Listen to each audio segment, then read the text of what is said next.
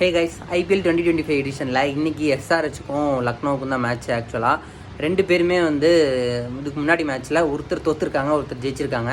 லக்னோ இது ஜெயிக்க வேண்டிய மேட்ச் தான். ஆக்சுவலாக அந்த ஸ்டம்பிங் மட்டும் கடைசியில் மோஹித் சர்மா இப்போ ரிஷப் பண்ட் பண்ணியிருந்தார் அப்படின்னா ஆக்சுவலாக அந்த மேட்ச் அவங்க எல்எஸ்ஜி ஜெயிச்சிருந்துருக்கலாம். பட் ஆனால் அந்த இடத்துல ரிஷப் பண்ட் கோட் அவுட்டனால டெல்லி கடைசியில் அவங்க ஸ்டைலில் ஃபினிஷ் பண்ணி அந்த மேட்ச் வின் பண்ணிட்டாங்க. ஸோ இந்த மேட்ச் இவங்க பெரிய எஃபர்ட் போட்டால் தான் கண்டிப்பாக ஜெயிக்க முடியும். ஏன்னா இவங்கள்ட்ட அந்தளவுக்கு பவுலிங் பவர் இல்லை, பேட்டிங் ஆனால் ஓகே பவராக தான் இருக்காங்க.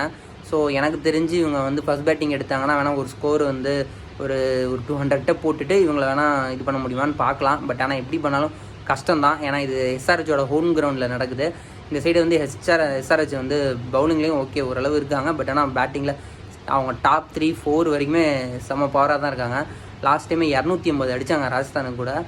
அது மாதிரி ஃபஸ்ட் பேட்டிங் விட்டா இந்த தடவை அழகாக ஒரு 300 அடிச்சிருவாங்க. இது ஒரு ஹை ஸ்கோரிங் மேட்சாக இருக்குன்னு சொல்லி தான் நான் நினைக்கிறேன். எனக்கு தெரிஞ்சு நான் எஸ்ஆர்ஹெச் வின் பண்ணுவாங்க நான் நினைக்கிறேன். நீங்கள் யார் வின் பண்ணுவான்னு நினைக்கிறீங்க கமெண்ட்டை சொல்லுங்கள். வீடியோ லைக் பண்ணிக்கோங்க, சேனல் சப்ஸ்கிரைப் பண்ணிக்கோங்க. Tata, bye by.